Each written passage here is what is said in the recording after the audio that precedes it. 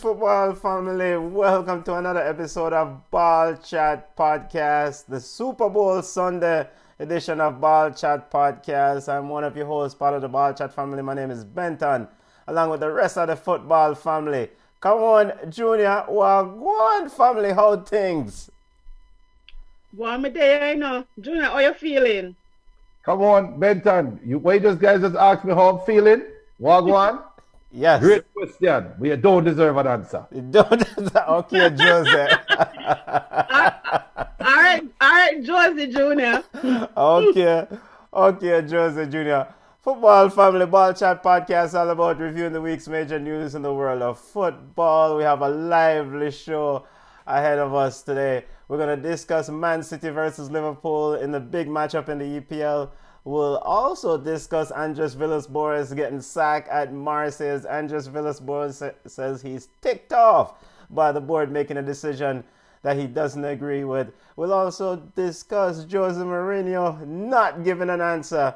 We'll also have Yard Ballers and Women's Football Report as Jamaican Football Federation was told to cease and desist by this Minister of Sport. We'll discuss that in our Yard Ballers segment. But we'll start off at the top of the show with Ballers and Bugs. Ballers being the impressive players of the week and Bugs being the unimpressive players of the week. If you're watching us on FlowSports YouTube page, Ball Chat YouTube page, or Ball Chat Facebook page, or Ball Chat Twitter, you can take part in the show. Send on your Ballers and Bugs.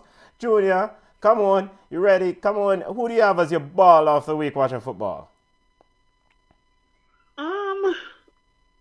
I would give it to Foden. I mean, his goal was good, and I have always said that I'm not impressed by him, but he has proved me wrong. The past 3 games, he has really been good, and now I wonder if I should stop making fun of Pep, because Pep did say that he was a wonderful footballer.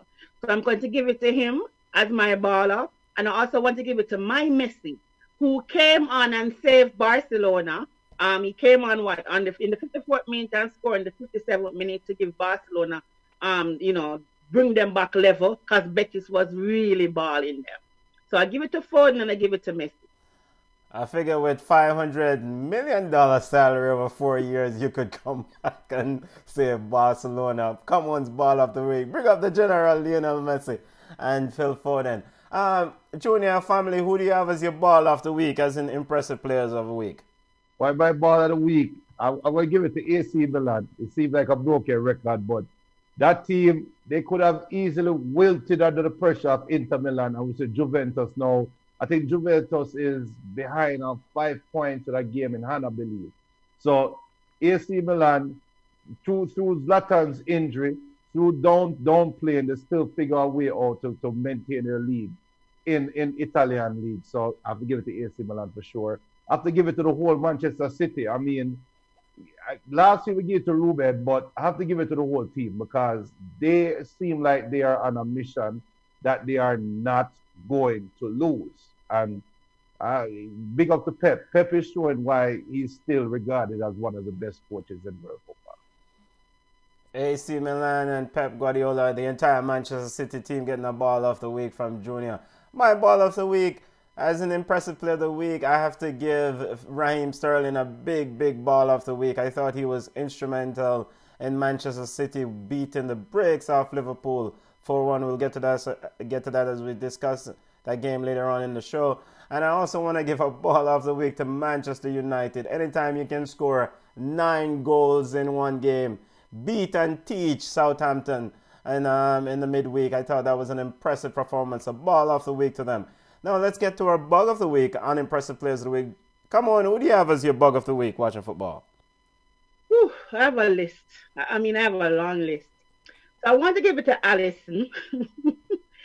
Alisson today, made some bloopers. And then, I want to give it to Klopp for making a silly excuse to say that Alisson's feet were cold. I don't know what that means. I don't know if he never wear extra socks. I don't know what. Can't be nervous because Alisson is a professional football player for years. So I don't know why. And I want to give it to Jose. Tottenham, yes, won today, but they've not been impressive. And I don't know why he brought Bale to have him on the bench. And when you ask him, then he wants to give you a non-answer. So Alison, Klopp, and Jose, those are my bugs of the week. Alison, Clapp, and Jose. Junior, we're not wasting any time because it's Super Bowl Sunday. Who do you have as your bug of the week, boss? The unimpressive players of the week. Why, whoever forget to do the maintenance on the fridge because the compressor did out in Harry Maguire head a couple times yesterday in the 3-3 draw. So definitely him. I have to give it to Liverpool. I have to give it to Liverpool fans too because the whole of the fans are trying to find somebody to blame instead of blaming who really needs to take the blame, which is Klopp. Klopp needs to take the blame for what's going on at Liverpool. It's supposed to come in from a mile away, and unfortunately they have injuries, and the injuries has exasperated what they're going through. But this we'll talk about it. But definitely Klopp, Harry Maguire with the brain farts. Oh, one big bug. The stupid English bias media. All right, it needs to stop now. Stop it. Stop it. We'll find a reason for blame everybody except Harry Maguire.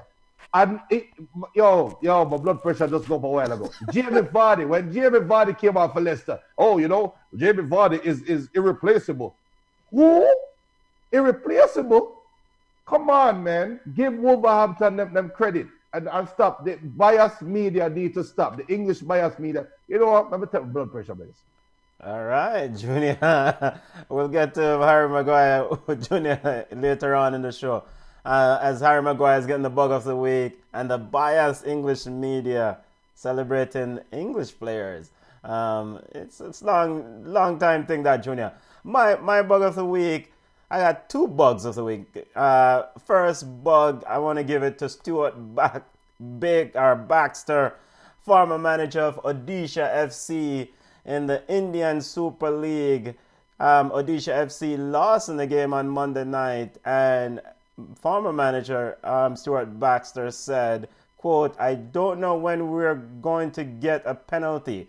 I think one of my players would have to rape someone or get raped himself if he was going to get a penalty," end quote. So he's out of a job. I don't know why the heck he's equating getting raped or raping someone to getting a positive call. So he get a bug of the week from his Stuart Baxter, former England under-19 head coach, very prominent in English football development, but now he's out of a job, has been former coach of the Odisha FC in the Indian Super League.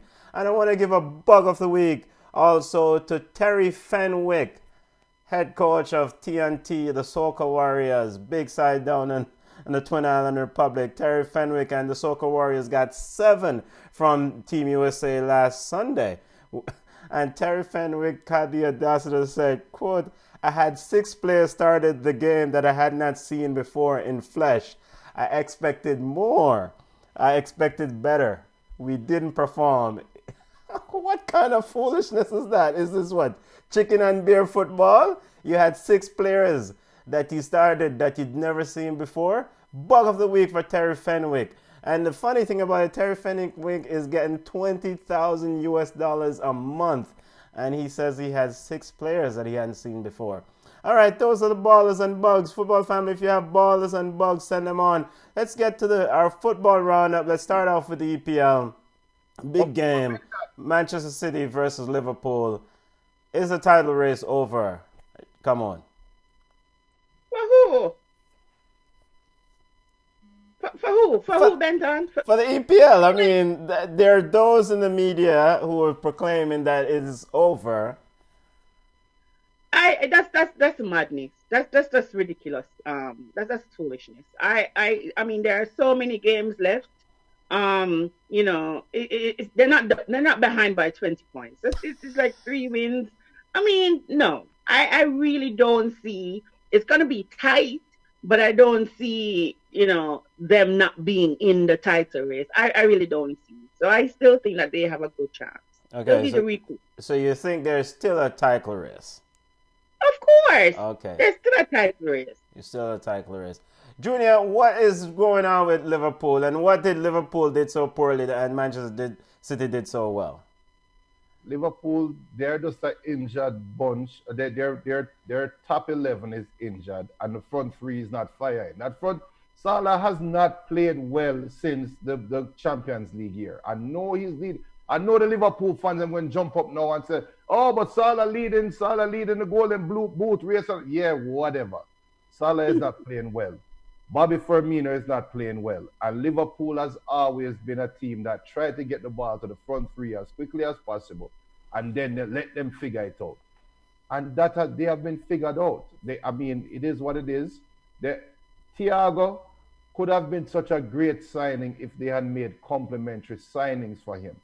You can't plug Thiago in a Liverpool heavy metal midfield and expect things to be hunky-dory. If Thiago is a player that you have to change the whole side, the dynamic of the team have to change. First of all, you need a winger that can control the ball like Mane on the right wing. Salah don't have that ability. He just doesn't. His style of football doesn't fit Thiago, and so Thiago cannot shine. And that's why Liverpool always look unbalanced to me. I know I'm going to get a lot of hate mail from Liverpool fans, but it is what it is. I've been saying that for 2 years now. That front three need to be refreshed. Come on, what is wrong with Liverpool in your opinion? Just injuries. Just injuries. And you hear me talk about Frank Lampard and man management. No, I think I have the same issue with Klopp and man management. I don't know if I would have used Shaqiri. I've always talked about, Shaqiri as a fringe player. But Shaqiri has not done anything. And in a game where you really have to take it to the other team, I don't see where the Shaqiri sub was good. I don't know. I always say that Klopp is one of those coaches that rewards players who are loyal to him. But I think he's taking it a little bit too far right now. Yeah. Some players need to be on the fringe, and he just needs to manage the team better, kind of fill in some gaps with some other players. But I think they're still okay. But he just needs to figure out the dynamic of because I'm sorry, I'm not a Liverpool fan. Yeah. They still can't just rely on the front three. Front three only. It's like teams have figured it out already. Firmino, Mane, and Salah, they're not the biggest threat as they were before. The teams are taking it to them. So with the injuries around the back to the other injuries, I think Klopp just needs to manage his team a little bit better. So on this goal, on the Foden goal, Foden scored a wonderful goal. Are you guys perplexed that there were 3 players in the vicinity of Foden and he was allowed to take that shot? Robertson was there, Henderson was there, Mane was dropping back. Guys perplexed that he was given so much space to do that?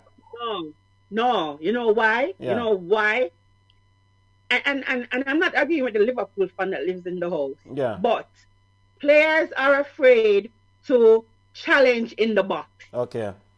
I as a player myself, well, not a player myself. As a former player. As a person who watches football, yeah, the box has become like a sacred area where you're not supposed to challenge for the ball. Your hand can't be anywhere. I cannot see a player defending with their hands down to that. You can't jump like that. It's natural. And they take away the smartness out of football when every handball is in the boxes is you have to use common sense as it pertains to penalties in the box. It's just ridiculous now. So a player can use, like an attacking player can use them foot and wrap on a defending player and draw a penalty. So I understand when players are a little bit more reserved when it comes to challenging the box. And the referees are not even uniform in their decision because even with the red card, right? With David Luiz, the red card and the total, it's like it was basically the same thing, and it's just weird. So I cannot understand when players don't want to challenge in the box. Okay. I don't know if it's going to change whether they feel comfortable when challenging. But if you watch the games, players are really hesitant to challenge for the To ball. make those But challenges. I'm going to add something else to it too. Yeah. Remember the goal before that, because the Foden goal was the last goal, right? Yeah. Remember the goal before that when Allison kicked the ball to Foden. Where did Foden take the defender that time? He took him to the goal line. Yeah, it took him down the line. Yes, yes. And he did that twice. Yeah. Playing on the right wing. So the defenders now are expecting him to go down the right wing. Also, he pushed him away from it. Okay. Yeah, and this shows his growth. This shows his growth and his ability to read the game. Yeah. And it also shows that Mario not supposed to get no more. Yeah, it shows that. In keeping with Super Bowl Sunday, Eric Goodwin missed the penalty. He says, but he tweeted after, jokingly says, when they tell you it's hashtag Super Bowls and a field goal is worth 3 points, image of his penalty miss. Pep Guardiola said after the game, it seems like he's going to have to let Edison take the penalty kicks going forward, or alluded to something like that. Does Man City really need to address this penalty taking issue? Or is this really an issue for them? Yeah, I mean, they do. I mean, how many penalties have they missed? 5? I mean, from but you're scoring a bag of goals, so why you need it? But you see, but the thing is this though. What happens when a penalty kick that you have been awarded is the difference between winning and losing? Yes. You want to make sure that your penalty taker is a good penalty taker. And right now, Man City really don't have, because I thought that Raheem was going to take it. And then the pool fan was like, take what? Yes, So it's a Raheem is a good penalty taker. So it's like they have to address it, because sometimes the game comes down to a penalty. Yeah. And they have to find somebody who is a really good PK taker. Yeah. He can joke now, Yeah, he can joke. He can joke now, because if they had lost, right, or if they had dropped 2 points, yeah, he wouldn't be on Twitter joking about it. Yes, So he can laugh. But it is really not a good situation to be in. You have to have a good designated PK taker. Yeah. And Gundogan has been... Yeah, go ahead, Junior. The scary thing is this post by Gundogan is eerily similar to when Kevin De Bruyne said, we prepared for Manchester United in 10 minutes. You remember that comment that he made? Yes, I remember after they, The swagger is back at Manchester City. That swagger is back, and they are younger. That time with Kevin De Bruyne, they were a much older team. They are a lot younger now, where Fernandinho don't even have to play in the game today.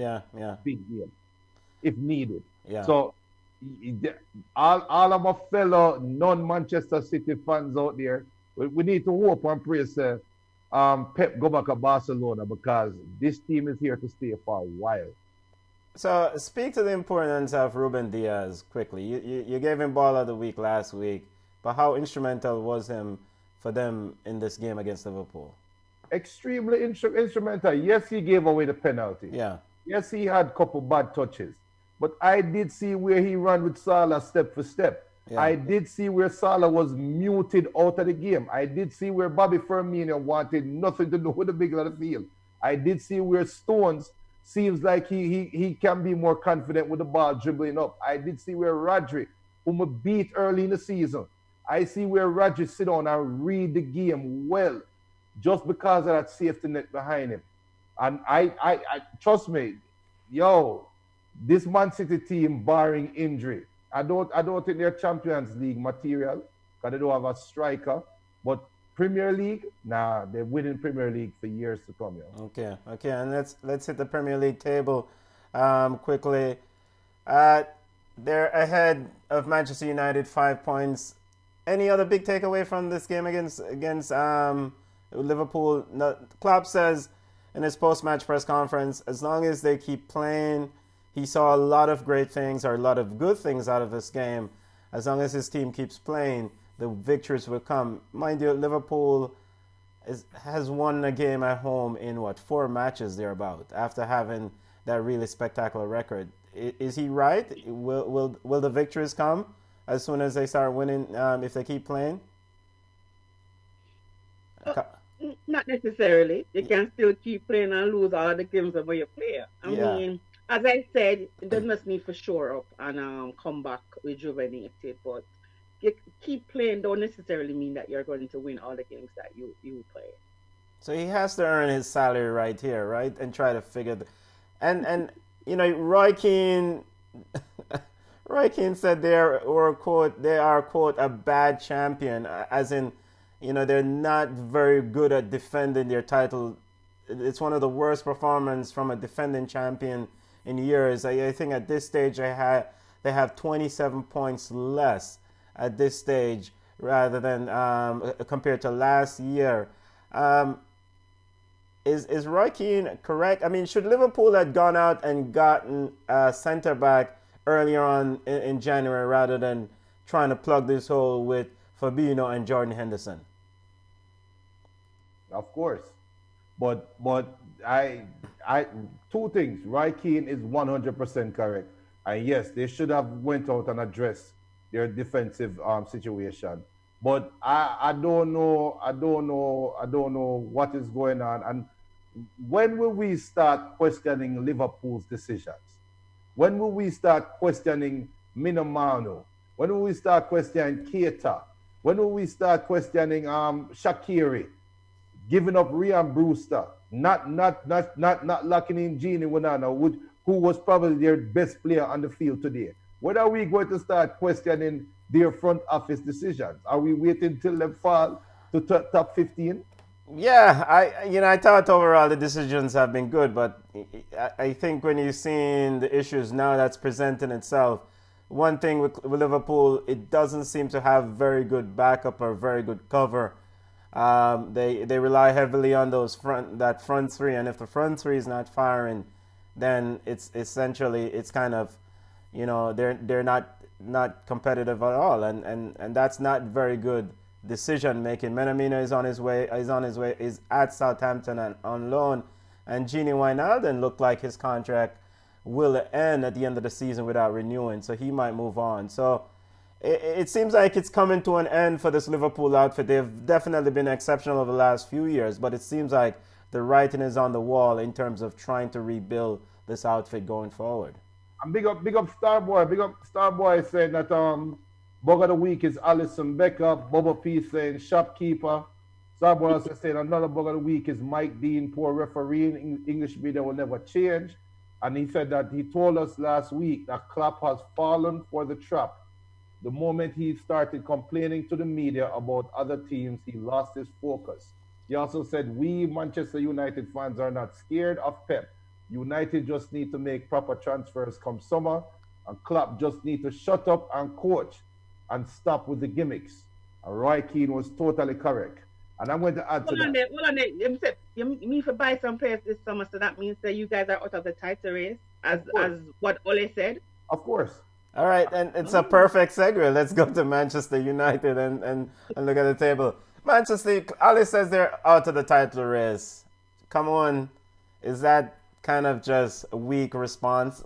I mean, you're sitting second. You have what, 15 games to play? How can you be out of a title race?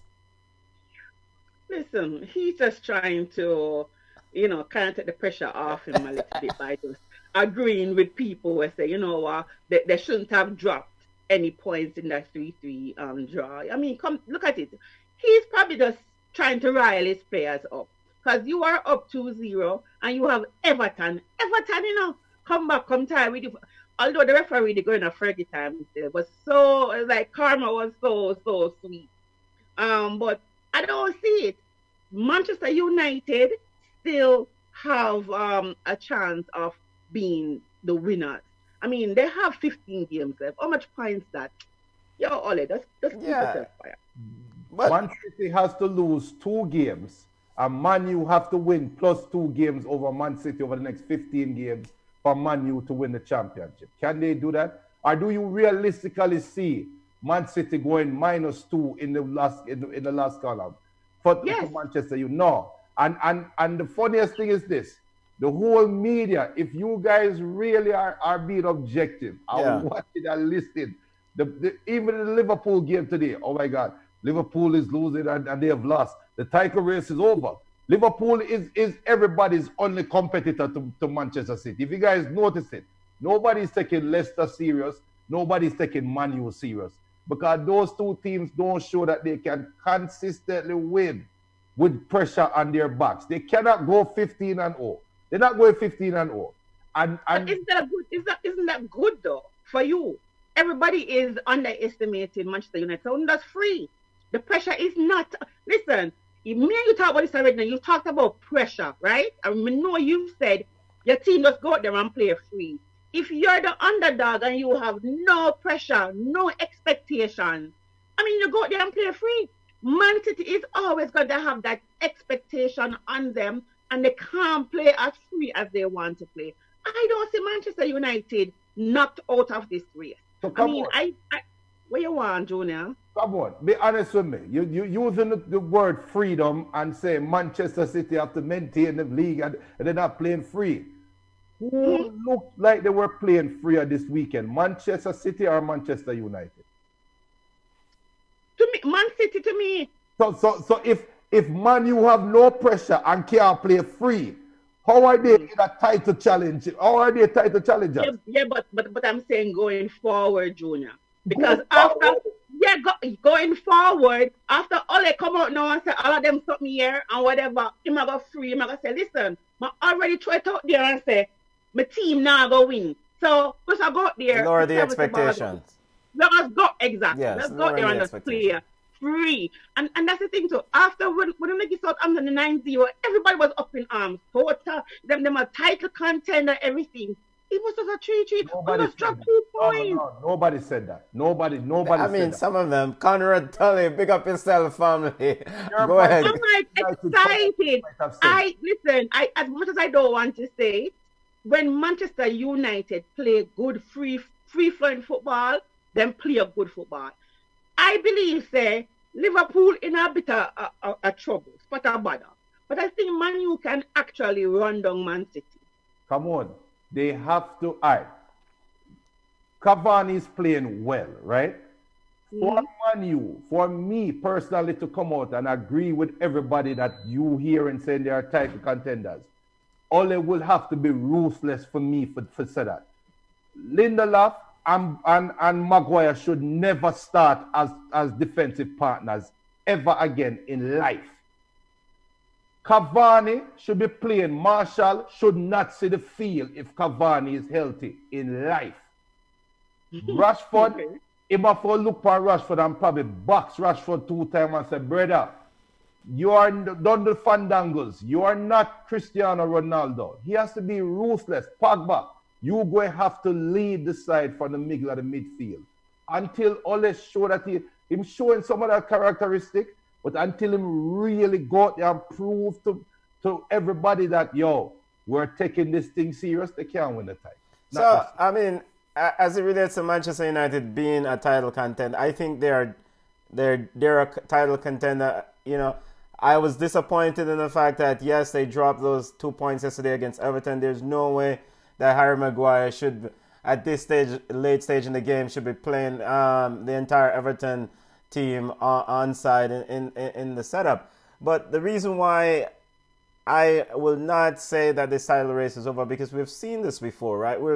We've seen other teams this throughout the season taking the lead, and it only take a bump in the road, and there's a lot of football left. So I think that Manchester United can contend. I'm not going to say that it's all Man City yet. They're definitely the hot flavor of the month right now, but anything can happen between now. And Manchester United just have to find a way to see these games out, especially that game like yesterday against Everton. And that's the thing too. And that's the thing too. I mean, if you look at it, Man U score more goals than Man City, right? Even though we have a game in hand or whatever. Yes, yeah. The problem with Manchester United is the back. Them letting 30 goals compared to Man City's 14. So that's the problem. If they can stop that gap, if they can make sure that they scoop bang in the goals them without letting the whole flood to come through, then I see them pressuring Man City. Listen, I just think Pep will get comfortable and they're going to just do something and just change up something and give Manchester United the opportunity. Junior tried to play the game where Ole play. It's like a Manchester United thing. We are playing mind games, Junior. None of we now fall for that. Yo, hold on. But we are saying for Manchester United to be title contenders, if their defense hold up, if this happen, if Mino Riola don't open him mouth over the next 15 games and take Pogba off him game, if Rashford do this, if we get a winger, if Aaron Wan-Bissaka figure out how to cross a ball good, all of these ifs, and it's one if for Manchester City. If Manchester City stop playing the way they are playing for the last how much months? They've won 14 games in all competition, but they've also were bad in the early part of the season too, right? Junior, if they know it was a goalpost, where I put the English. I mean, like, come on now. What ifs and it's just this is football. I keep telling you, one thing in football where really, really stick to me is that Bayern Munich and Chelsea game. It goes to show you that anything can happen in a football. Anything at all. They don't hand out trophy in February, Junior. Listen. Yeah, it's like you know what? He's a fair weather man. You them to just take out the epaulet off of your shoulder. No, when Manu was top of the table, I never celebrated it, and I'm going to say this right now. Manu have a better chance of fighting for top 4 the last week of the season than fighting for the championship. Okay, and that's just reality. That is just reality. They are going to be fighting for top 4 and not fighting for the championship last week of the season. Mark my words. Okay. All right. Manchester United has fallen. Come on. The standard is lowered at the club. As now Manchester United sitting in second and fighting for top 4 according to June at the end of the season. Let's take a look at the Leicester City drop points against Wolves. I mean, Leicester City is nothing without Jamie Vardy, right? Clearly, Junior, British media is not incorrect. Stop with the English bias, man. It's not incorrect. Jamie Vardy is a huge influence in their attack. Killing Iheanacho and Ayoze Perez has not been able to score goals. I can't even remember the last time they scored a goal. And bottom line, goals win matches. Leicester City is overachieving. That team is not good. They are not a top 4 team. They're not. Jamie Vardy is 500 years old. Yes, in fast. But after that 1 year of Jamie Vardy, he's living off that hype right now. He is not that potent of a striker. I'm sorry, but let's not keep it real. I know what a potent striker look like. Jamie Vardy is not one. He's a kick and run down striker, and everybody figured it out. He does not have Mahrez beside him. He doesn't have Conte there with him anymore. He doesn't have the Japanese brother there with him anymore. All of them man, they're gone. So come on for the hype and the bias. Come on. Please talk some sense. I mean, we know Leicester City is not a title contender. At least I accept that Leicester City because they don't have the depth, right? But right. I think, come on. And that's true. I mean, and I don't want to agree with Junior. No time at all. But we've gone too far with the Jamie Vardy. Is not that. Yeah, but no. Yeah, partially. I agree with him partially. Remember, we always talk about Jamie Vardy. He's a goal scorer. Junior can say whatever he wants, right? And to me, Leicester is a one-trick pony kind of team. Everything goes through Jamie Vardy. Jamie Vardy was 34. So the prime, he's old, even though I'm fast. And I just don't understand Leicester. How do you give away a 24-year-old player like Ademari Gray? Somebody who can be instrumental in the attack. Yeah. Ademari Gray got a Leverkusen and score on his debut. Granted, it's like a DBDB team. But if you want to be a title contender, you can't rely solely on one player. And that's what Leicester is doing. It's the same thing with Liverpool. When VVD went injured, everybody started ball because the team was centered around him.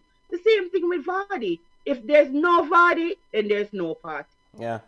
Keeping a quick other roundup of other games.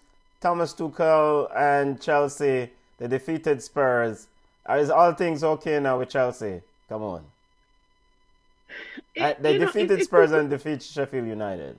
in the middle. We play two dibby teams. I mean, two But you dibby can teams we only play. play who in front of you. Yeah. But And we play at two the end of the dibby day, teams. you still got 3 points from each of those games. Yes. Each of those games. But just like West Indies, do I want to be comfortable with a one-off victory? I understand what you're saying. We got 6 points, right? Yes. Which is good. But Tottenham is not. I don't think those two teams are really teams that I want to kind of compare which part with it. Yes, I understand what he's doing. Like Timo Werner is a new man under him. One assist to them run up and down like him crazy. I don't understand what's going on with the Pulisic, portion. Him not good. I know he was coming. Big up to Two Rush Challenge and the entire American family that watch Ball Chat. Those are the views of Junior, all right? Everybody are Chelsea haters. But I don't understand the Conte. I mean, like, you don't play the Conte with the engine. So let us see what he's doing. When he book up on a team that can really challenge him, I'll see. But hey, at least we're not losing, and at least he's playing the players in their position. So let us see how Chelsea move over fifth. So make we see how we do. So they're moving up the table, sitting in fifth position. As it relates to Tottenham, Jose Mourinho was asked about Gareth Bale after the loss of Chelsea. He didn't give an answer. He said they don't deserve an answer. Harry Kane returned this week in the West Brom game. They won. Is this not the same Tottenham as Pochettino, where they when Harry Kane got injured, things went south, and now when Harry Kane returned, things back to normal? Is this not the same Tottenham? Then we saw the same thing with Pochettino. Isn't Mauricio, when Mauricio Pochettino was in charge, Harry Kane picked up injuries, the wins went south. They would lose a lot of games, and they look toothless without Harry Kane now on the big coach, the special one. Should he not fix these issues? Listen, come on, let me go first. Come on. Number one, Jose was right when he tell the reporter she don't deserve an answer. We don't deserve an answer. That's number one. Number two. Why we don't deserve an answer? Because you're not a part of the team. Why the hell you need for know? Because the media, the reason why the fans need for know, the media, you know what, I'm sick and tired of these managers forwarding and running off their mouth.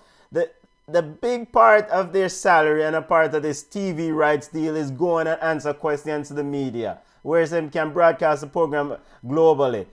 Answer the stupid question, and he definitely collect his check every month or every week whenever he gets his fat check, doesn't he? But you know what? If I was Jose and you retorted that way to me, I'll tell you and the fans, you know what? If you don't like what I just said, don't buy a ticket to the next match. Well, this is why we need to fire his. I mean, but seriously though, all fun and joke aside, he doesn't have to give that information. It would be nice for us to hear why Bale isn't playing because it's a mystery. But that is between him and Bale on the Tottenham side. What people think outside of it, it doesn't matter. Now, if Bale was to come out and say, well, I need to know why I'm not playing, they will have a different conversation. But notice, Bale has not come out and said anything. That means him and Jose have a conversation. Now, on the field, Heiberg is the only difference to that Tottenham side, to Pochettino's Tottenham. So why the hell are we sitting down thinking that Jose, just because you have a different chef, you're going to have a chicken meal and turn it in a lobster dish? Because this is a special chef. I just see him ingredients. The side cannot change. The side cannot change. I just see him. Oh my God. Tottenham. I have not changed. I've always said that Tottenham is not a good side. I've always said it. To me, it's a two-man side. If it's not Son, it's Harry Kane. I mean, they look too. Even though them lose to Chelsea still, they were toothless. Them not ready. Even though them win today, I mean, it's not a good side. Now, I don't care what Jose want the way he wants sprinkling it and whatever. But I am just curious about this Bale thing. Why bring him? I mean, like, is he what? Is it the personal? Is it He's not coming to training. He's not training. I mean, it has to be something because you need that kind of pace. You need What he pace? put in Come the box. on. The pace No, no, gone. no. But Gareth Bale is not slow. But the No, pace we is know he's there. not slow. The pace is just not there as it used to before. You know, see, man, just a bench warmer. When have But you maybe last seen Gareth listen, Bale run? if he's not, maybe Gareth Bale is not even interested in playing football anymore. I Exactly. don't know. I'm just taking a free. I don't know. It's mind-boggling because you have the most expensive player in your squad on the bench when your team clearly needs help. They're not in first place. They're not in top three. I mean, like you clearly need the They're help. not even So top why is a six. Gareth Bale on the bench? They're not even top six. You were saying, Junior. When have you last seen him run? Come on. That's The a good. last time him play. Last year. Not the game when them lose. No, when them lose versus Chelsea, he played. He was quick, but Timo Werner was quicker. You know, speaking of Chelsea and Tottenham and Tottenham won, lost that game, but it's imperative for Jose Mourinho and Tottenham to win something this year, right? They're in the League Cup final against Man City. They have to win a trophy, right? With it. What am I gonna beat? They go- Unless Man City use them. Unless Man City use them U23 team. So they have to Tottenham win gonna beat? something, and the reason why I'm saying that they have to win something is to essentially try to keep the core, the Suns and the Hurricanes of this world in that team, right? Because ultimately in the summer transfer window, Why? Son look like him wanna leave gonna away. Harry Kane look like him wanna leave gonna away. No. Harry Kane is the so second these players don't want to win all-time trophy. Come on. No, Harry Kane is the second all-time leading goal scorer for Tottenham. That is an accomplishment. Him going to stay there when him go beat, him go pass the guy with what 60 more goals. What? Listen. Harry Kane is going to get a statue made of him at Spurs Stadium. Him Okay. no one go nowhere. But that's only that though. Probably with Jose want them to leave because they have never kissed a trophy or held it up. Ever. So what is your value? Like seriously, why? Like why not cash out and bring in some players that can probably change a lot? Yeah, change the dynamics of the team. Yeah.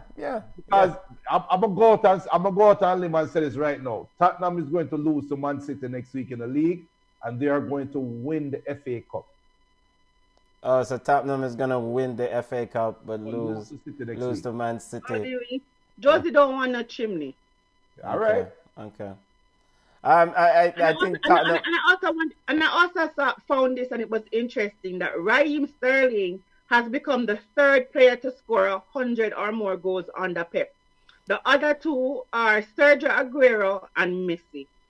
And still, the pool fan in my house that come from Marvel is still say Raheem Sterling no good. I mean, that was a very good accomplishment. Yes, definitely. And by Raheem scoring 100 goals, very good accomplishment. He's in good company. And Tottenham will play Everton in the FA Cup. So, Junior, let's see how they go about it. Speaking of managers that are under pressure, as we move away from football in England, Zinedine Zidane. Do you know what you're saying? Go ahead. Who City they were playing? Tottenham. Huh? I thought Tottenham was going to play City in the FA Cup. No, they played Everton in the FA Cup. They play City in the EPL next weekend. Oh. Yeah. No, but is it the Carling Cup? I thought that's Yeah, Tottenham. they play City in the League Cup final and in April or March, late March. Jose will win that one. Okay. Yes, in the League Cup final they play Man City in the League Cup. That is if Harry Kane is not injured. Yeah, that is very important. But I think they need to win either that or the Europa League. They need to win something. Man, you are winning the Europa League. Go easy. Okay, easy. Speaking of managers that are under pressure, Zinedine Zidane had a testy press conference with the Spanish media. Zidane said, "Put some respect on it, football family." He said all he heard in lockdown was that he's gonna be sacked. Come on, Junior, is Zinedine Zidane losing it at Madrid? His team defeated West 2-1. Your thoughts? Come on. What is he losing? I mean, they had what, 6 players on the bench? They have a depleted squad, and he still goes out there and he still wins. I mean, when I rang him, put some respect on Zidane name for real. I mean, he's what, third? No, He'll be but okay. the thing is that the media, the Spanish, the Madrid media has a huge influence on what transpired at Madrid. So Zidane being very tested with the Spanish media, maybe his goose is already cooked and he's gonna see out the season. And Julian Nagelsmann is gonna come into Madrid next year. I don't know, but the fact that the usually mild-mannered Zinedine Zidane went off in that press conference about all he heard while he was in lockdown under COVID isolation was that he was going to get fired. It's not like the team is playing well. They barely won against West Ham. Yeah, but Benton, I mean, Zidane is human. I mean, like, if you keep asking him stupid questions, of course he's going to lose his cool. I mean, like, what are you trying to say? What are you trying to do? You know, he is working with what he has. And I don't see him leaving. I really don't see him leaving. Even if them lose the title this year, I don't see them cutting him. Junior, your thoughts on Zidane losing it at this week's presser? This is why I rate Jose Mourinho, because if Zidane had just taken a page out of his predecessor book, good question, but you don't deserve an answer. We have a different conversation right Well, Zidane did say to the journalist, why are you asking me really this idiotic question? But that is the problem. Jose left you in a shroud of mystery. Like, what is he thinking about? Where is Jose going? But it never ended up with is Jose losing it. Yeah. He's showing emotion. Jose is not showing any emotion. Yeah. Jose, you're the boss. Yeah. Come on, quickly in La Liga, your Barcelona team won. Are things good with them now? They barely won. Stop it. I mean, it's a nitpick at me. I don't like it. We were struggling against Betis. Betis ball we. It made me like completely balled us. And it took us, what was it? Like in the 87th minute to score the winner who win 3-2. I mean, come on now. I don't know. I don't talk about Zidane out. It's Coleman out for me. No, Coleman can't be out. Come on, I think you should do like the Manchester United fans and lower the expectation at Barcelona. Yeah, you know what? That might be what I have to do, because I really don't see them overtaking Atletico Madrid. Yeah, Atletico Madrid is definitely going. Junior, in quick hits, we want to get your thoughts on this. AVB is out at Marseille. I mean, AVB, I mean, is this it for him? You think he'll get another coaching job somewhere? Former Spurs manager, former Chelsea manager. He had a major disagreement with the club about a player, and the team has won one game in the last 9. Is this it for him at a major club? He always seems to find a way back to these major clubs. There is a lot of major clubs in the world, you know, and not a lot of licensed managers. He's going to find another spot. He just will. David Moyes is still. Trust me, don't be surprised. Somewhere in the Premier League. I mean, he has been here before. They know him. I mean, and I like it. I like the principle stand that he took. What principle stand? Come on. The man said him don't want a particular player. He's the coach. But I think the board.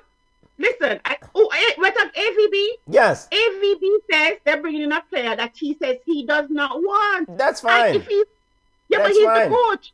But you have won one game out of the last 9 games that you've played. The team is garbage. You can't even figure it out. Yes, but fire him on that. Fire him on not perform. It reminded me of when them says Pulisic coming to Chelsea, and Surrey was like, who is that? I mean, if you're a coach and a player is foisted upon you, it's ridiculous. Listen, to me, I think the boardroom needs to stay out of the coaching process. Simple. They have to. The only thing, if you're a player, if you're a coach and the scouts, right, they have to fill the needs on the team. You in the boardroom can't say you're going to bring in a player because what? You watch 2 tapes. If the coach says he's not a right fit, if you're going to fire AVB, fire him on the fact that the team is not performing. But if the man says him don't want a particular player and you're going to say you have to take this player, you have to coach him. I don't blame him. I don't leave to. Well, take it as an indication that you won't be you won't be there long because we're hiring players that you don't want. Yeah, and then he's going to find a club where the system fits it. Them don't have the next coach line up. come in and say, you know, I want that ball up on my side. Yes. And the word is that Jorge Sampaoli, former Argentina national coach, is in line. But like you said, Junior, AVB will find another club. You guys remember when he was heralded as the next special one? As the next special one. What a man for fine work. Yo, big up Starboy. Starboy says Zidane was the luckiest manager in Madrid history. He had a hungry Ronaldo who helped him to win 3 straight Champions League titles. Zidane did nothing special. Big up to John Williams, Austin, and Flo. Do you support Stoke? And also Iraq Entertainment, big up saying, up, back again, Chelsea. Why the Chelsea faithful a roll out? Yeah, so Iraq saying Chelsea up. I mean, Chelsea's back. I was getting worried about Iraq for a while in that period when Chelsea was losing. Man, have to take a break, man, and catch up back in stomach. All right, and so that's it from our major football roundup in Europe. Let's try to hit some other news before we go to Yard Ballers and Women's Football Report. The FIFA Club World Cup. Are you guys paying attention to this? Is it time to scrap this tournament? Nobody watching it. Nobody watches this, right? But Junior, is it time for FIFA to get rid of this FIFA Club World Cup? No. What's the importance of it? It's free scouting. Well, man. Hey, but did you watch the game though? It was like a farmers league hacking up for players. Kick down, boot the ball around. You know what? That remind me of Premier League. Jamaican Premier League. But we want to give a big shout out to Tigres UNL for making it to the final, the first CONCACAF team to make it to the final. But it's usually perennially won by clubs out of Europe, right? Bayern Munich will play tomorrow. But the quality needs to be improved. I mean, the quality was terrible. They played against Palmeiras, I think it was, and they had no game plan. It was kick down the man where have the ball. It was a good football. Yeah, they defeated Palmeiras of Brazil to make it to the final. Bayern Munich will play Al Hilal in the other semi-final tomorrow.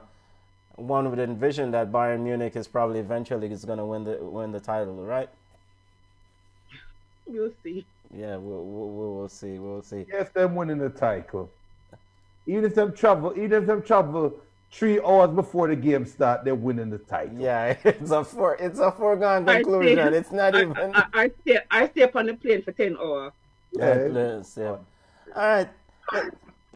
Let's get to Women's Football Report as we wrap up. Before we go to Yard Ballers, Kadish Fishley is supposed to be joining us for Women's Football Report. Kadish, how you doing, family? I'm good. How are you? Well, no, I'm lying. I'm not good. It's a bittersweet day, you know. The women lost, but the men won, so. Which woman? Chelsea. There's only one. This is an objective reporter or bias reporter. Yeah, it is objective, but you know, I needed to have my little feelings at the beginning before I get into it. Yeah. So, Women's Football Report, Chelsea is now tied with Manchester United at the top of the Women's Super League, right? Right, yes, but we have the better, Chelsea, being unbiased, has the better goal difference. So, and a game in hand. So, they just need to bounce back and play better. Okay. What else what are major news coming out of women's football this week? Well, it was a surprising weekend to be fair, because all 3 teams in the top 3 of the WSL lost. Chelsea lost to Brighton, Arsenal lost to Manchester City, and Manchester United lost to Reading. And the Chelsea result was very surprising, especially the nature of how both teams lost. So Man City lost to Arsenal, huh? No, Man City beat Arsenal. Okay. Right. So Arsenal has now dropped out of the top 3 into the 4th position, which is something they're used to, I guess. And Big up to the Arsenal family. We don't even want to discuss that with Arsenal. right, and with that, because there are now 3 places in the Women's Champions League, they're out of a Champions League place. So it will be interesting to see how they bounce back. Okay. Speaking of Arsenal, though, I should say that there are whispers of 2 of their best players, Vivian Miedema and Leah Williamson, moving to Lyon, and fuel is added to the fire as Williamson has not yet committed her future to Arsenal. So that will be interesting to see how that goes over the course of the season. Well, Chelsea is still on top, as I've said. Barca is on top after making up a few of their games in hand. And PSG, which is still surprising to many, is still leading Lyon by 1 point. And just to keep track of our own, Alison Swaby, I've been watching Alison Swaby's Roma for the last few weeks, and they're currently on a 3-game unbeaten run and currently sitting 5th.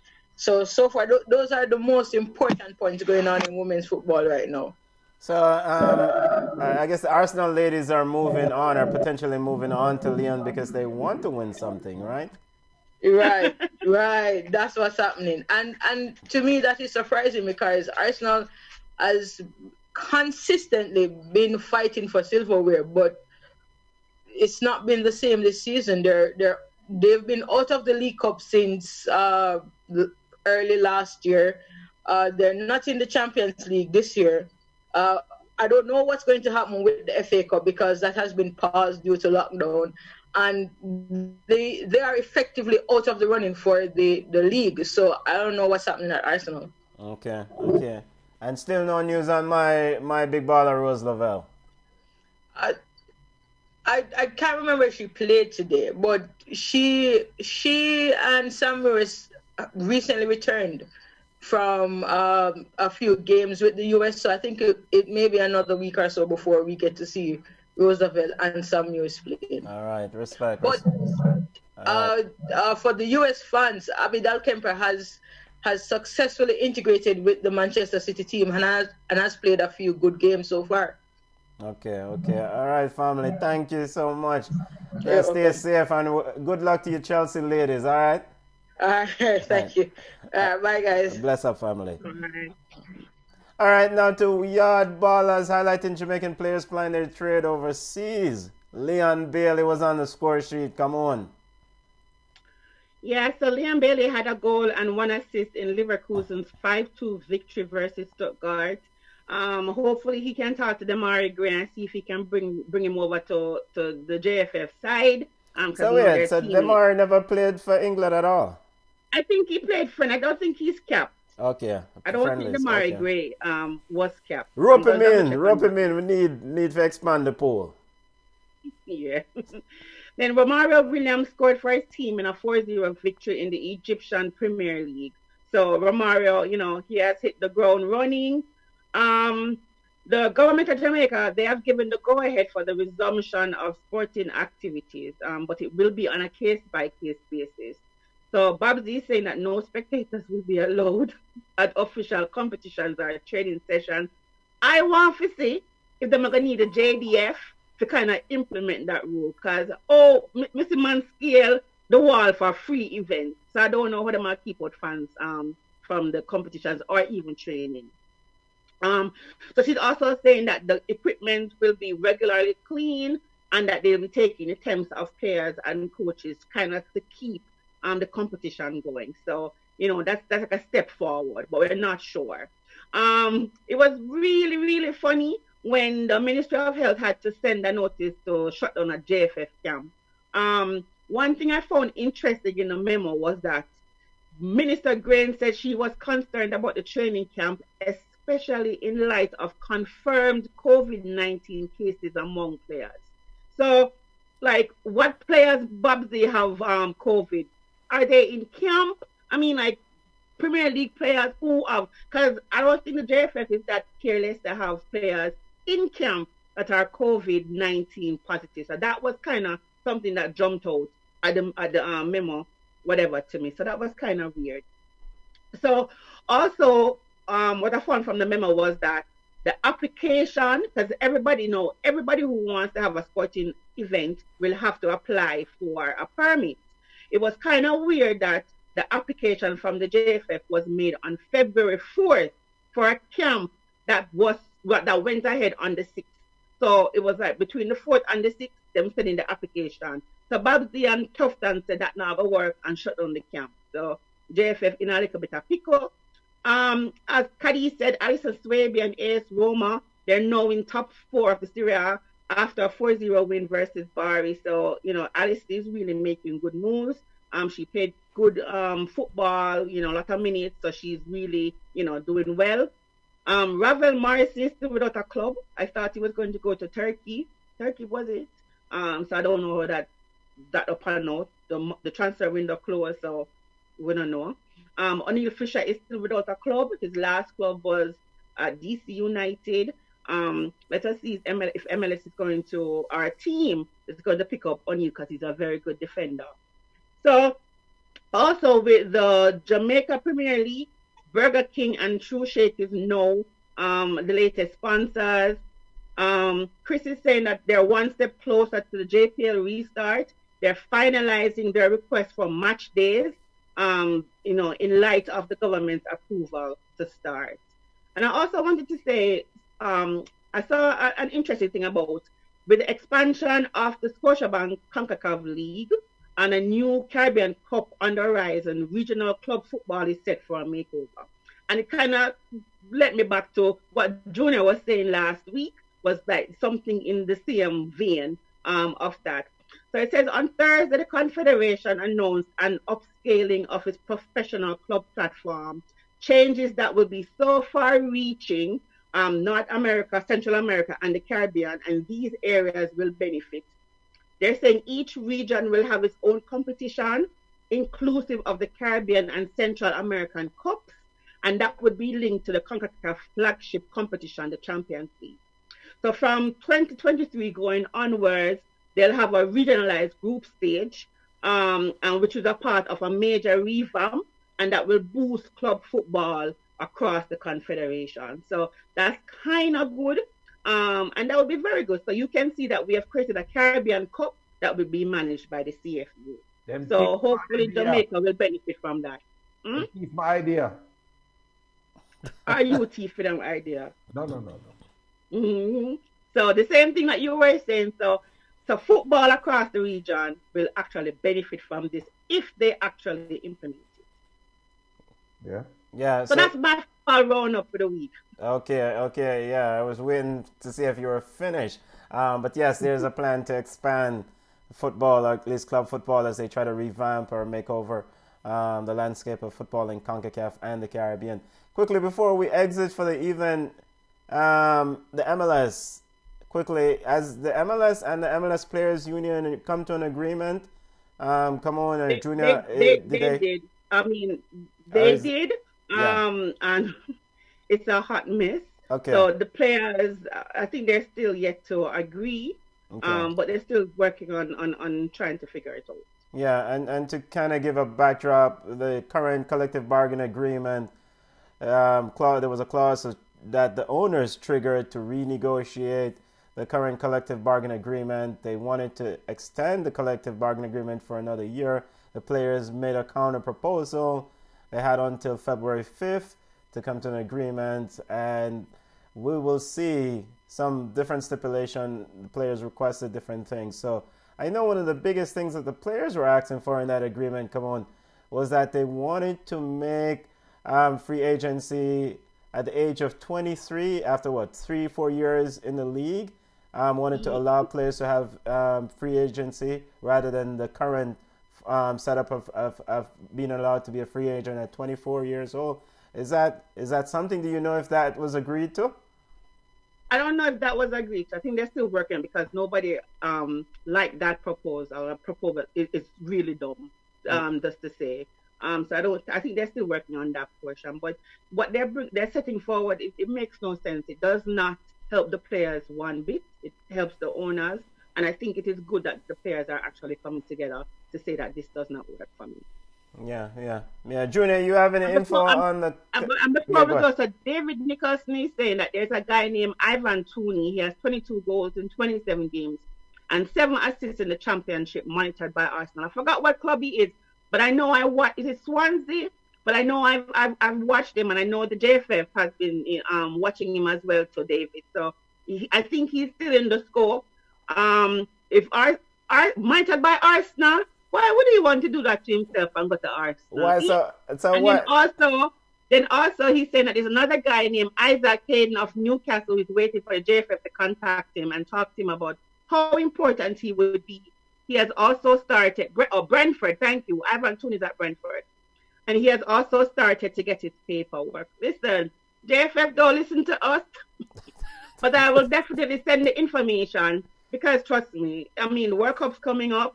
With all these new competitions that Jamaica will be playing in, they're going to need all the help that they can get. And you're right, Ivan Tooney is on fire.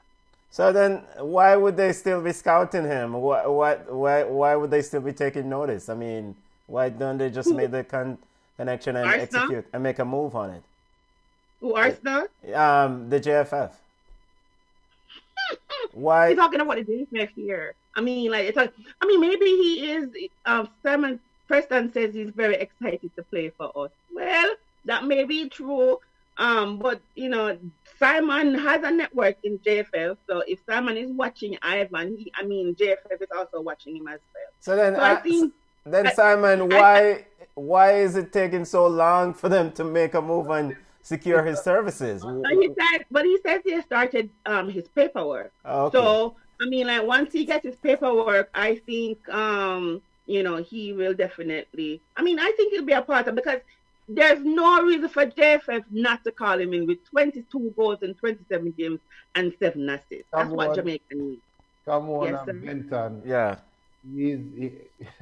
You're asking a guy who is in the prime of his life right now to make a decision to play for a country that when his representatives go and look at the JamaicaGleaner.com and see that the federation that he is thinking about going to play for, they are being told to shut down their training camp. And this guy is in the prime of his life. You don't think him of an auntie or a great grandmother who might have Scottish roots or who has sister roots. Well, thank you for bringing bad news, Junior. No, but that's the reality. The reason why JFF can't lock him down is because he's trying to make sure this is his best option. Let's be honest. Yes, you are. That may be right. That may be true. But I think Jamaica was thinking of having a camp in England. So maybe he'll be invited. And it's true. People weigh their options, and you can't blame them. You want to represent somewhere that values you. So, we shall see. There's no reason why JFF. So Rolando Aarons, is he? I don't think. Was he capped? Was he caught? Because I know JFF was interested, and he said he was waiting on an England call up. So I'm not sure. I have to go double check. But the JFF really did come up them game when it comes to scouting because we have the players out there who can make the reggae boys. And is Isaac Hayden? I know we're getting ready to do our Super Bowl prediction. Well, it's Isaac Hayden of Newcastle, a legitimate interest. Is he legitimately interested in representing the reggae boys as far as you guys heard? I don't know. I've not heard that. I know about Ivan Tooney, but okay. As I said, if he's playing and he has opportunity to play somewhere else, he will. It's going to be really interesting to see. But as I said, the JFF need to improve their scouting, and invite all the players, make them pay for them own way for come at camp. Yes, ramp up. This is big business time now. Quickly before we go to predict our Super Bowl, make our Super Bowl predictions for the day. Junior, come on quickly. I want to get your thoughts on the Soca Warriors quickly. Is Terry Fenwick really the man for this job in Trinidad and Tobago? You guys saw the game last week. Let me go first. I only have 1 minute to tell you. Yeah. I believe he is. Why? Yes. Listen. Yes, we are him getting too much money, but that's not his fault. The TNT could have said no. But what I am saying is people are killing him about the game versus USA. USA, yeah. And he is actually him actually makes sense. Him say, it's a way him say, and I was reading his article. He says, I apologize for taking the game and the gamble, but we need to recognize where we are. He says his local players have been playing in Trinidad and dominating people who are not playing football. So he wanted to see where his team is. And I think they play Guyana or St. Vincent or somebody else. They got the money for the friendly from the US, and he got to see the players who are based in the US because he has not seen them before. And I don't blame him on 7-0, to be honest, for a team that has not trained. The players don't play together. I think 7-0 versus world-class beta, and I said that loosely, USA was a good benchmark. I think Fenwick, he has ideas, and who Trinidad want for coach them? Somebody there, and I think he needs the opportunity to move TNT forward. If you want to talk about his salary, that is completely different. So but I think taking this game is good. So here's the issue I have. He posted on. I'm gonna let you chime in quickly, Junior. I know we're pushing up against the clock. He posted on Facebook or on social media that his team defeated Club Sando 5-0, and it was a solid performance. Okay. When come to find out, Angus Eve, one of the person involved with Club Sando, said we did not play them. Some of our pickup players, some of our players who are affiliated with our club may have played them in a pickup game. And he said he was there. He saw Terry Fenwick refereeing the game. It was like a pickup match.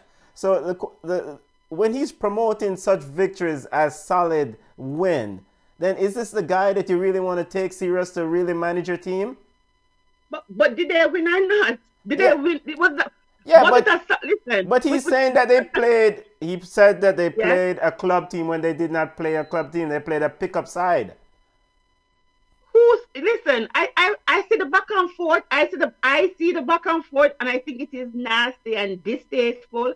And I think the coach and whoever in the TNT football who really want this man out need to take it offline and work inside. Well, I agree. Yeah, but he's the coach of the national team. They hired this man. They're paying this man. If they're going to use the 7-0 as a benchmark, that is ridiculous. You know what I saw that I didn't agree with? The other guy that you were saying, talking about what that Fenwick is lying. Yeah. He is trying to push a player who is playing in the third tier in the USA. Yes. Who is portly, who is waistline, that's what I saw in the article, was a little bit big. So he's pushing this big player, that big as in big like stature, I'm talking in size, who plays in the third tier. He's even questioning Fenwick's decision on who he must pick as captain. Yeah. When I see these things, I just think it is something that they have to figure out. I didn't see Fenwick's tactics as crazy. He wasn't off the chain. They're talking about he was playing high press. I mean, what is it? Give the man some time. Make him have him team. Make them bond. Make them gel. And when they play against Minos like Jamaica. Okay. Yes. When he play against the Caribbean teams, like Guyana or whatever, then you can judge him on that. If he gets 7 from a Curacao, Cayman or whatever, then you can talk. But this man has some of them players are massive for the first time. Yeah, but he had a group of players that he was working with since July, and but Benton, he also said that they were not up to scruff. Yeah, but listen. But we can be unfair or we want to be unfair. He has to work with the players that him have. Their problem is that he's not picking from the local crop. Yeah. If this man don't see 11 good enough players, then he's mixing it. If he never call the people who play in USL Championship, then they would have a problem. If he had taken an entire local squad, I just think they don't have a problem with the setup or whatever. I think they have a problem with him. And that's what I'm getting from the Okay, article. okay. So and you might be right. You might be right. I definitely only thing I saw with that team is that he played a high press. He said he played players that he's seen for the first time. To me, that is just nonsense. Junior, your thoughts on the Terry Fenwick and TNT and Soca Warriors mess? Hold a second. Who's that nonsense if Sarri saw Christian Pulisic for the first time at training? Well, that's also is nonsense. Both of them is nonsense. What ball are you talking about to come on? Go ahead, Junior. No, Benton, they have a problem with Fenwick. Yes, they do. I think they do. I think there is genuine. There is. Yes. If the man said the player in USL not USL, in US third tier who is fat was not selected, I don't see why these other people are saying that he should have selected. But the captain, Chubby, too, come on. You saw the captain last week, the number 4. Chubby, but look at it. Remember when Schaefer said Jacomina was fat and the entire Jamaica was in an uproar, and guess what? Him carry fat Jacomina and we get 7 from France. Well, so that's why. Okay, so do we want honest feedback from the coach, or do we want him to play politics and don't? I mean, I think it is stupid. I agree.